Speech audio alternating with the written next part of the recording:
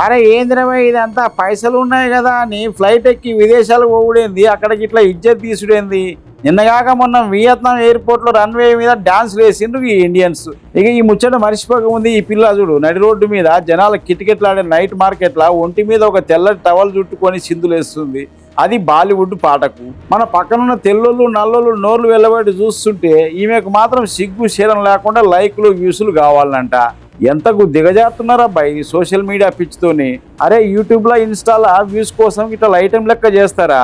4 లైకుల కోసం దేశం ఇజ్జత్ ముంచాలనా మీరు? భారతదేశం అంటే ప్రపంచం అంతా ఒక గౌరవం ఉంది. మన సంస్కృతి సంప్రదాయాలు చూసి ఎంతో మంది ముచ్చట పడతారు. కానీ ఇటువంటి లత్కోర్ పనులు చూసి రేపు పొద్దున విదేశాలకు పోయేటోళ్ళందరినీ ఒకే ఘటన కడితే ఏమవుతుంది? ఒక్కడు చేసిన ఎర్రి పనికి భారతీయులందరి మీద తప్పుడు ముద్ర పడదా? మళ్ళా మీకు జల్సాలు చేసుకోవాలంటే మీ ఇంట్లో చేసుకోరు, ఎవడొద్దన్నారు. కానీ నడి రోడ్డు మీద ఇట్లా అర్ధనగ్నంగా తిరుక్కుంటూ దేశ ప్రతిష్టను బజార్లకు ఈడిస్తే చూస్తూ ఊరుకోవాలనా? ఇది పూర్తిగా బాధ్యతారాహిత్యం. గుర్తుపెట్టుకోరి, విదేశాలకు పోయినప్పుడు నువ్వు ఒక్కడివి కాదు, నీ వెనక ఒక దేశం పేరుంది. అక్కడ నువ్వు చేసే ప్రతి చెత్త పని దేశ గౌరవాన్ని పాతాళానికి దొక్కుతుంది. వ్యూస్ కోసం వెర్రి ముదిరి రోడ్ల మీద పడకుర్రి, సంస్కారం నేర్చుకోరి, దేశ ప్రతిష్టను కాపాడురి. ఇకనైనా ఇటువంటి రోత పనులు బంద్ చేయాలి, లేదంటే జనాలే బుద్ధి చెప్తారు. ఏం పబ్లిక్ చూసిర్రు కదా మన వాళ్ళ వేషాలు, మీరు కూడా గట్టిగా తగులుకోరి ఈ కామెంట్లో వీళ్ళను.